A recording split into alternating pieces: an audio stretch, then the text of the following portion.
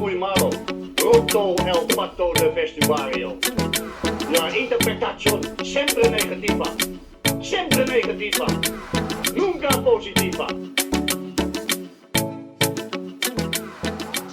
Hello, welcome to Siempre Positivo as Barcelona beat Alavés at Camp Nou to go top of LaLiga after Real Madrid were held to another draw, this time to Girona. But Hansi Flick does not seem completely happy.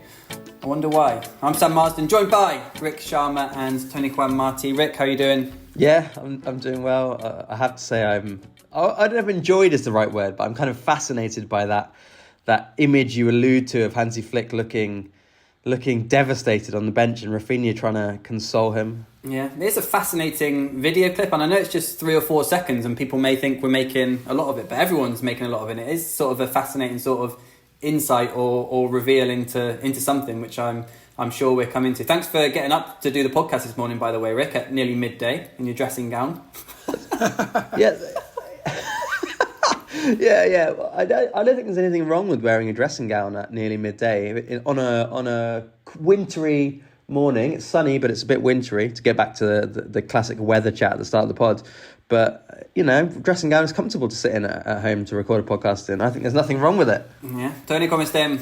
Good morning. Yes, all fine. Had a hard weekend in terms of we had like a Christmas lunch of my football team with some friends. So Saturday we went out. Sunday I was totally destroyed, hangover. And what's worse, the bill of that party was today because I went to Badalona. It was there when we had the lunch. Badalona is like in the outside of Barcelona. And I was a little bit late on the lunch, so I had to take the motorbike. But then, as I was going to drink a lot, I could not take the motorbike back. So today in the morning, I had to go there to pick up my motorbike. So I had to run 13 kilometers when I'm still destroyed for the party of the Saturday. So 13 kilometers running to get my moto, and then. It's not winter day. Yeah, it's a little bit cold day, but also sunny day. So this running session helped me to recover, to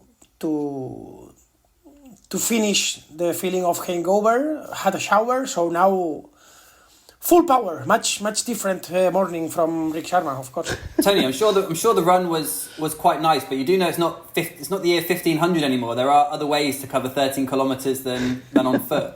Yes, I know that I could have gone there by subway or taxi or metro, but I like to do sport every morning, and it was the perfect excuse, to go there running. Yeah. I'm sure you wanted to do it, but yeah, you made it sound like it was the only option. Yeah. It brings to mind the discussion that was had on Discord recently about people saying that Tony always sounds hungry. And a great example of this was the other day when we went to watch Barça Chelsea. We're in the bar, and Tony looks at me and he goes, "I would die for some patatas bravas." And I said, "Well, why don't we order some patatas bravas?" And he goes, No. Tony's woes are self-enforced. Yeah, efforts. Between Monday and Thursday night, efforts. Self-control. Yeah, Tony's body is a temple as well. No, it's difficult, but it's true because now recently, also with the example that I used in Discord with pizza, it's true that my mind is always thinking in food. Yeah, it's obvious. Okay, back to Saturday then. Barcelona's second game back at Spotify Camp Nou, a 3-1 win against Alavés, but all perhaps not quite as it seemed. There was a little bit of fuss before the game when the club's ticket app went down, which seemed to affect mainly socies as opposed to people that had sort of bought tickets just for the game, which meant thousands of people missed the start. I mean, they would have probably been happy to have missed the start because inside the first minute, Pablo Ibanez gave Alavés a surprise lead, awful defending at a corner from Barça. But there was a quick reply, Lamine Yamal equalising in the 8th minute from a cutback from Rafinha, making his first start since injury in September. And by the 26th minute, Barca were ahead through Dani Olmo. Although before then, Joan Garcia had made what, for me, maybe I'm exaggerating, I don't know, was one of the saves of the season, sort of flying across his goal. He'd gone down to sort of stop, presuming the first player was going to strike it, and then it's come from the second player, and he sort of lifted himself off the ground and saved it with his hand. Olmo then, as I said, made it 2-1, and at that point you thought, there was going to be a lot of goals because, Barca weren't defending great, but they were sort of causing Alavés problems in attack, who also weren't defending great. But it took until the 93rd minute for Dani Olmo to clinch the game. And we'll come on to the game, who played well, who didn't. But I think, having already mentioned it, we probably should start with that Flick clip, Rick, because I'm sure most people have seen it by now. If they haven't, it'll be easy to find on social media or whatever. But he just sat on the bench after the game, looking absolutely sort of unconsolable, like, really sad, disgruntled look on his face, as if, Barca had just lost, as if they just lost the game, and, now it was impossible to win LaLiga. I mean, it was a game that took Barca back to the top of the league. At that point, they didn't know how long it would be for, because obviously Madrid played on Sunday and drew with Girona, but it turns out they are now top of the league. They have the exact same points that they had at this stage last season, when they were also top of the league still at this point, before dropping more points in December. And Rafinha's gone across to him and sort of tried to sort of rally him and pick him up, and Flick was asked about it afterwards on DAZN, and I think what he said was, I couldn't tell properly because it was dubbed over the top, was basically that Rafinha was just saying to me what I've been saying to the players, that when we get players back, we'll improve, we're going to improve in the coming weeks. But Flick looked like a man who'd just seen a performance that he thought was not going to improve. I mean, he'd seen Pedri come back on, Rafinha make his first start. There was no Frankie de Jong for personal reasons, but it certainly wasn't a good performance from Barca despite the win. And in the press conference, Flick still sort of said his positive stuff, and I was going to look for a clip actually on Movistar last night. They did a clip of Flick the day before the game being siempre positive, and all the times he'd said positive in like sort of the press conference, almost as if he's just trying to sort of create that narrative for himself and the team. But yeah, Rick, what did you make of Flick's reaction there? You suggested to me that you perhaps thought, and I guess this is the one thing that's the interesting thing, whether he knew he was going to get filmed there, which you'd, in the moment, maybe you wouldn't or not, and whether it was something that was sort of picked up. It's obviously hard to tell unless someone's an expert in this and they can tell, but like how far away that camera is. But I imagine he did know that the camera was there. It doesn't seem like it's a camera that's being filmed from the other side of the stadium and zoomed all the way in. It seems like the camera's just pretty close. And, maybe he knows that. And maybe this is his way of kind of sending a message to the players without having to criticise the players, without having to go into the press conference and be like, what the hell are we doing? Why do we defend so badly? Blah, blah, blah, blah. Maybe it's his way of being like, something's got to change. And I mean, it's gathered way more momentum than most quotes he'd ever say in a press conference. And I've seen loads of people talking about it. And the fact that Rafinha is there as well is like the cherry on the cake. It's so rare to see a player try to cheer up and G up a manager rather than the other way around. Is quite a statement. I've never seen anyone look more unhappy about going top of La Liga, and quite rightly, because Barca were bad in this game. Yeah, we'll come on to that. Tony, have you seen the clip? I presume you have. It's been showed everywhere across sort of TV, especially in Spain, and I presume on social media. What did you make of Flick's reaction? Any insight into how he's feeling, what he's thinking about Barca's performances in recent weeks? Yes, I saw the video, I saw the clip, and I think we don't need to discuss a lot what does it mean. No, it's obvious. My nephews, with 6 years old, they all can know what it is about. He's exhausted.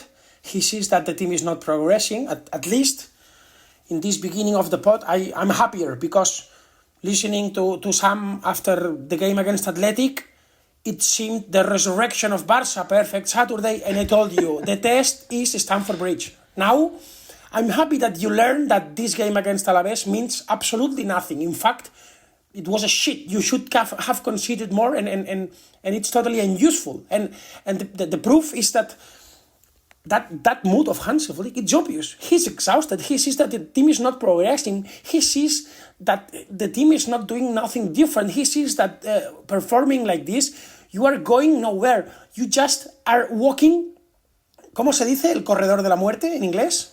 Towards your death, I suppose. Walking towards your death. When in US people were in court that they were going to die, el corredor de la muerte. How do you say this? On death row. Okay, Barça is walking towards this point because Alavés, Elche, let's win, serious team, ciao. So I'm happy because it's obvious that the team is going nowhere. It's funny because I saw some people with maximum respect for journalists, but sometimes we are, I don't know if I should include myself or not as a journalist, but we are clowns. I was told, or I have read that from Barça, they were saying that Flick was frustrated, irritated with the referee. Come on, you see that scene, that video with Rafinha? It's obvious that Hansi Flick is more than worried. He's not able to change the mood, to change nothing, to improve. And now I go to the information part.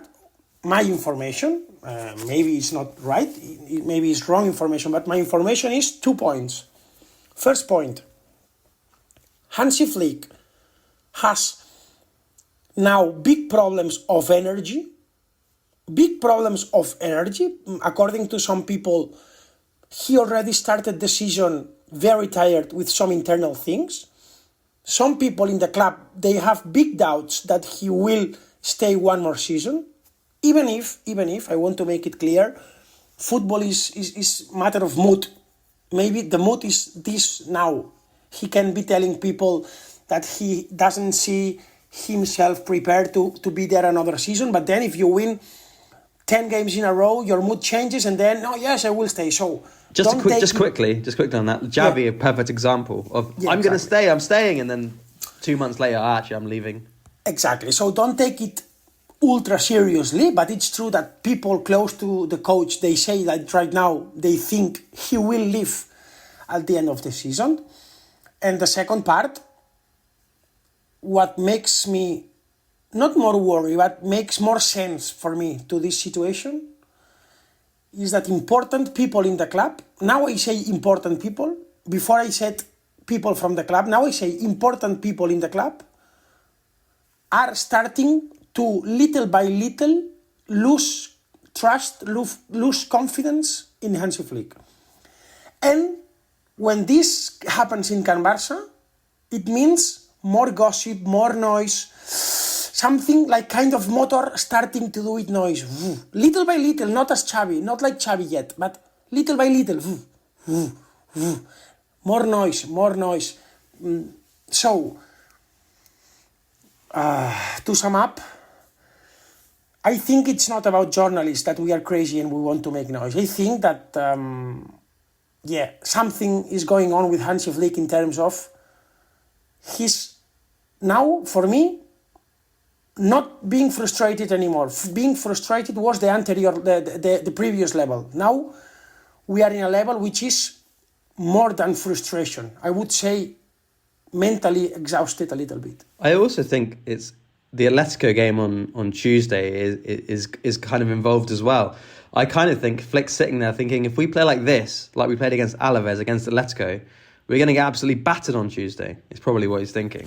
Yeah, no, just quick before Sam. I'm not sure that is concretely related on the short term. I just think that Hansi Flick has the pressure that since the moment or from the first day, he has been named kind of hero, in Barça. Then, like, he arrives here to change everything. So now, if he feels that his team is not doing nothing special anymore, if he sees that they are not creating illusion, happiness for the people, he can feel himself a little bit, how do you say, irrelevant, poco trascendente. Kind of helpless, irrelevant, Yeah, helpless, not special. And then if he starts to see that he's there but not creating feelings, is when you can have the temptation of leaving, because if I have no links with the club, I'm not a legend, I'm not changing nothing, I'm not building nothing, what am I doing here when, as he has said several times, he wants to find time to enjoy his nephews. Sorry, nietos, ¿cómo es nietos? Grandkids. Sorry? Grandchildren, grandkids. Grandkids. So I'm starting to see that when you see that you are not a hero anymore, maybe you analyze the sense of all these things. And I think that he has on his head all what happened with Xavi. And I think he will like to avoid this situation. He will leave sooner than there is kind of a war against him. So all these things, I think that they are on his head.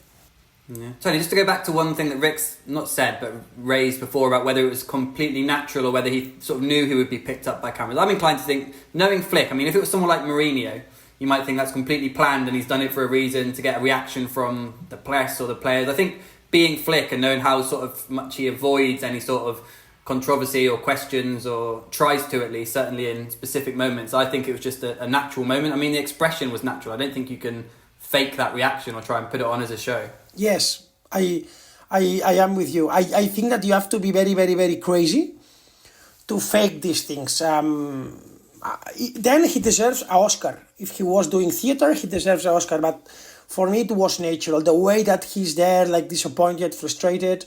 For me, it's not fake. For me, it was like real. But who knows? Who knows? Maybe it was a smart move. Who knows? Yeah. Why was he like that then, Rick? What happened against Alavés? Why Barca won 3-1? A couple of goals for Dani Olmo, which on the face of it is a nice thing. Lamine Yamal's first ever goal at Camp Nou. Rafinha back, Pedri back. There were some positives. Yeah, I guess so. It just, I guess, the nature of the game didn't end up feeling nothing really felt positive out of it. Even though if you want to look specifically at things, there were some positives. Marc Bernal starting for the first time in over a year for Barca and stuff like that. I mean, I don't think he looked ready to be playing that many minutes, or at least not in terms of pure fitness, but just in terms of his sort of condition and how he played. Basically, it wasn't like atrocious, but he also wasn't very good. But still positive that he's making his way back. And yeah, Lamine Yamal, great assist and goal. I guess it's good for Dani Olmo to score twice, even though I don't think he was particularly good as a sort of overall performance levels. And then, I don't know, I guess maybe it's natural after this game, but I do kind of lean more towards the negatives. Like, it was good to see Rafinha, Lamine and Lewandowski starting the trident, I think for the first time all season, they started together. First time, yeah. Yeah, but Rafinha was good, Lewandowski not so good, but... Yes. I don't know. Yes. All positive. We showed that we are back. We will smash Atlético 7-0. Impossible that we'd have a defeat. Very tough opponent, Alavés. Extremely hard opponent. Yes. Optimistic at all. Come on. Let's go. Come on. Yeah. Okay. Look, a positive. Maybe when Pedri and Frenkie are back, it's more positive by not being present in this game. Like, you think, it could be better in the future when you got Pedri and Frenkie again, rather than Casado Bernal. Obviously, Rick, yeah. You think that you would have won that Saturday against a serious team? You would have won? But this Barca team that lined up, no, I don't think so. No, I mean, they barely beat Alavés. They could have let in a goal Exactly. when they were winning 2-1. They had a couple of opportunities to let in a goal, which Joan Garcia did well. And Yeah. Crazy. Yeah. Crazy. But like you said earlier, things in football can change so quick. So I don't discard that on Tuesday, Barca come out and they beat Atletico. I mean, the way they played on Saturday, you say, what? There's no way that would happen. But they come out on Tuesday. Rafinha's a top 8. Lamine Yamal's a top 8. Lewandowski scores. Pedri's back and Frankie's back and so on. And they beat Atletico, and suddenly the momentum is good. No, totally and people agree. are... No, totally agree. It can happen. For sure it can happen. But I mean, in terms of consistency, being consistent, it's not about this. It's about in the medium term. For sure you can win Atletico and be back and pressing. But for me, it's more difficult this to happen in a row in terms... It can happen against Atletico, for sure. You have quality to win 4-0. But I think that it's more a structural problem. I mean, I can imagine Barca winning 4-0, but I cannot imagine from all the December playing with good feelings and being serious. This I cannot imagine. All the December. Yeah. I wonder how the team will... I've got like a sensation that Flick is desperate to get Rafinha and Rashford into the same side. But I don't think it's necessarily ever going to work. I don't think it will happen against Atletico either, because I think Olmo will probably keep his place after scoring 2 goals. I guess Frenkie de Jong will come back, and then the question is whether Pedri is fit enough to start or whether he'll come on at some point in the second half. And then what they do with the back four. I know there's been a lot of debate on the Discord about Gerard Martin playing as a left centre-back.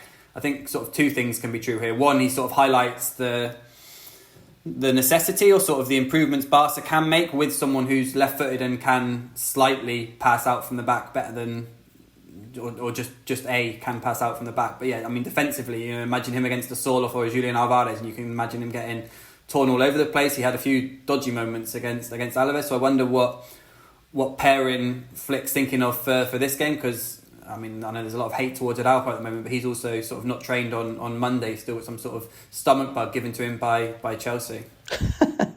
What happened at Chelsea? Yeah, I don't know. I mean, but also look back at last season. I mean, they lost a bunch of games in this period. They lost at home against Las Palmas and Leganés.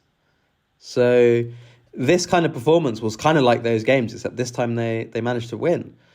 I do think that yeah, I agree with Tony that Barca aren't looking good, and it is about consistency, and they could beat Atletico, but there's still loads of worries even if they do. But I also think they could then go on a run like last season when they won, what was it, like 15, 16 games and drew one in that period in La Liga, I think, after they lost against Atletico at Christmas. They came back from Christmas, they drew with Getafe, and then they won like a bunch of games, and the only game they didn't win was against Betis between then and basically the end of the season until the title was won. They lost against Villarreal towards the end after the title was won. Yeah, no, in fact, I saw a tweet in the last hours that the numbers in La Liga right now, comparing with last season at this point of the year, is more or less almost the same, almost the same results, almost the same, 99% the same.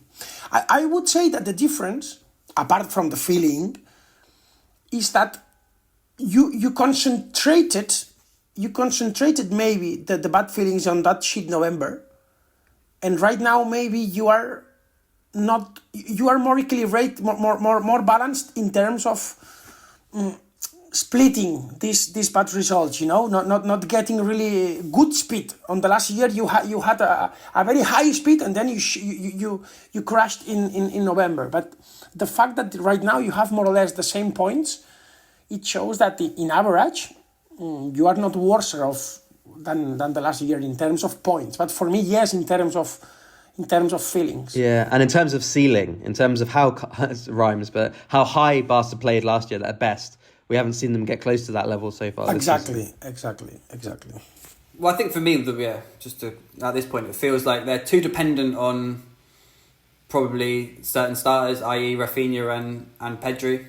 Possibly you throw Lamine in there as well. But Rafinha, in terms of just, you see it as soon as he comes into the team, just his intensity and his energy. And yes, technically still you saw, even though he had 2 assists, you still saw sort of, you know, there are sort of, not weaknesses to his game, but he's not, you know, the most brilliant. He still makes mistakes in sort of the final third or whatnot, but just that press and energy that he has. And Pedri, obviously, when he came on, I don't think perhaps other top European teams would miss players so much. I mean, obviously in the Premier League they just have so much depth. When you look at what Arsenal have built in terms of depth this season, you know, Odegaard comes out, Eze comes in, Chelsea have, you know, Cole Palmer goes out, Stavao comes in, etc. Whereas Barca don't really have anyone near the level of Pedri and Rafinha. But above all, and I know Flick just keeps deflecting away, saying it's not the defence, they just don't have a reliable centre-back pairing, do they this season? Yeah, let's see how it all breaks down into Rik's ratings from Barcelona 3, Alavés 1. But you know what? I actually don't want to do the ratings really today, because basically, with the exception of a handful of players who I'll pick out, I kind of give everyone 5 out of 10. I don't think anyone was atrocious, but I think most people just weren't good enough. But then there's a handful of players you can give more points than that to. I would give Joan Garcia an 8. I thought that save from Calebe that you mentioned earlier, absolutely sensational save of the season in the first half. Seemed like a certain goal, and all the defence was culpable in that. They were all just standing around. I don't know what they were doing, to be honest. Then, I mean, so Bernal I would give, like with everyone else, a 5 to, but I would mention, like I did earlier on him, that it's nice to see him back, and let's see if he can keep getting minutes here and there. I don't think he's ready to start a game again like he did this one. Casado I was a bit disappointed with in for the first goal.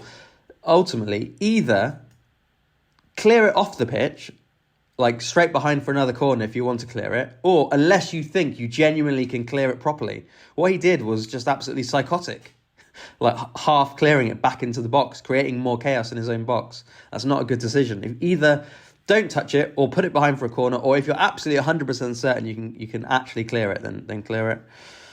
Dani Olmo, I suppose, I mean, like, a bit like with Ferran Torres, I feel like Tony won't like this. I'm going to give him 7.5, even though he scored 2 goals, because overall his performance wasn't great. But obviously those goals are vital. Nice finish for the second goal, first goal as well. Lamine Yamal, similar 7.5.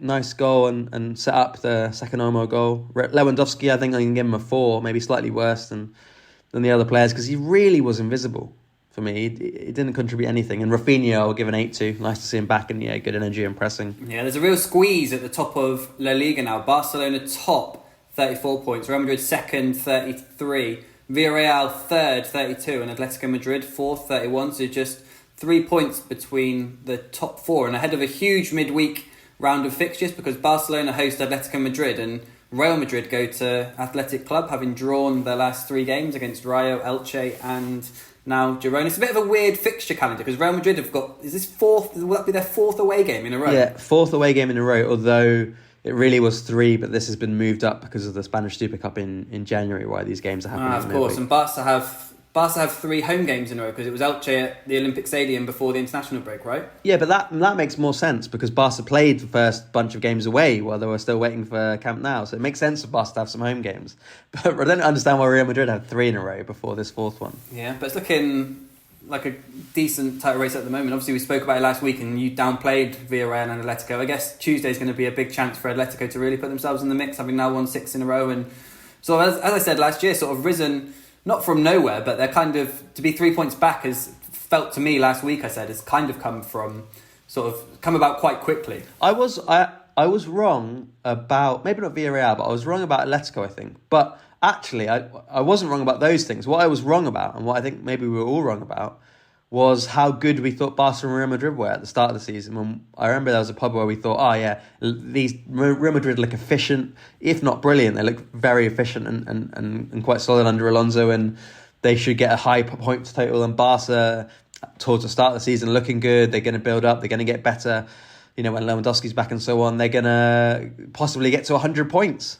And that's what we were wrong about. And by a knock-on effect, it means that Atletico and Villarreal are closer than we thought they would be, and potentially could be in the title race, yeah. Tony, 14 games gone. How's the title race shaping up from your point of view?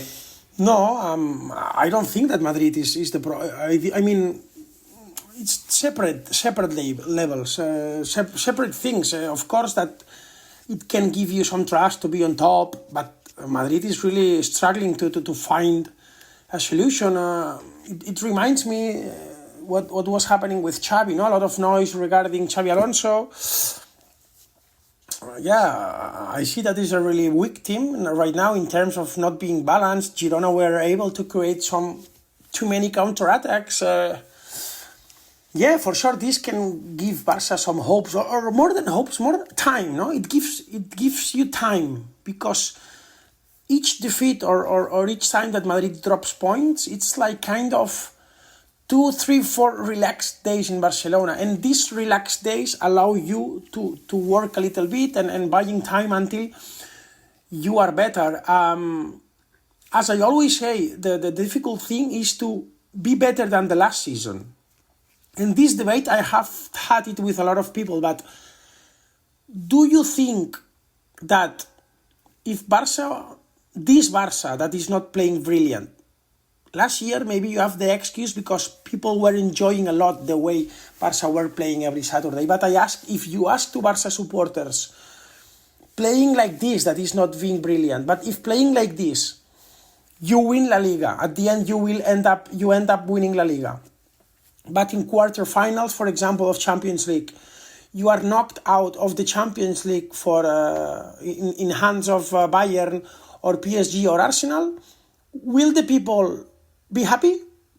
I don't think so, because you want to progress. If you are out in quarterfinals, you are frustrated, and still you are playing worse than last season. So what I want to tell you is that in a scenario that you keep playing brilliant and the fans are really having good times every Saturday, and you only win La Liga, I can accept that some people say, okay, but La Liga is important, we love the way we play, we enjoy during the trip, the journey, good feelings. But this season that you are not being brilliant, if you don't win the Champions League, I don't think people will say it's a good season. What I want to tell you is that the judge of the season, I think, will be more what happens in Champions League than what happens in La Liga. Yeah.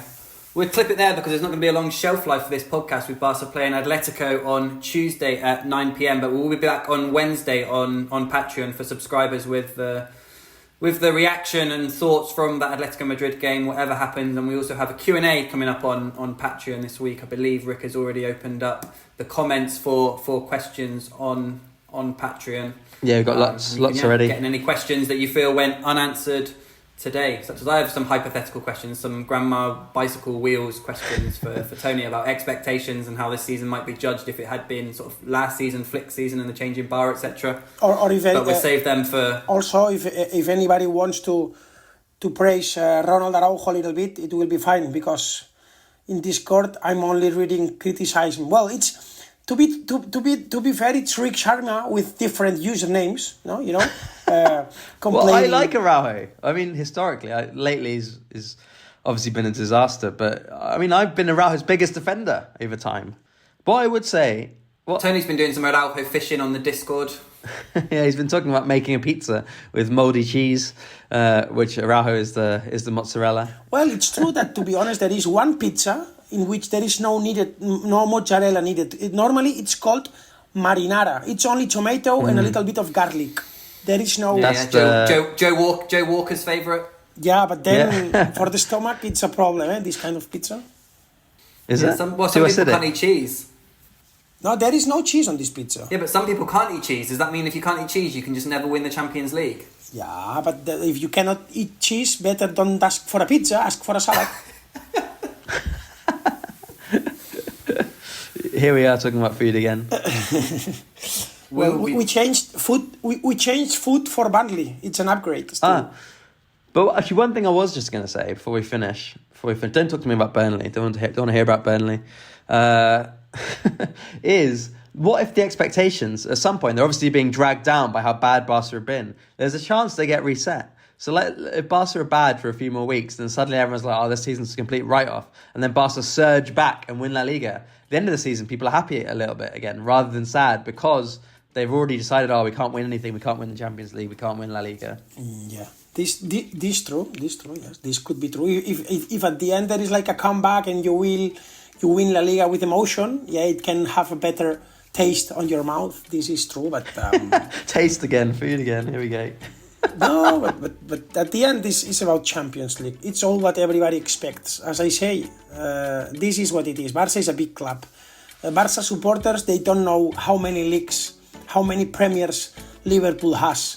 What matters for Spanish clubs, I know that in England the culture is different. I know that the Premier League is different, but in Europe, in Italy, in Spain, what matters is Champions League. This is the jewel, and this is the moment of the truth. See you on Wednesday. Stay positive.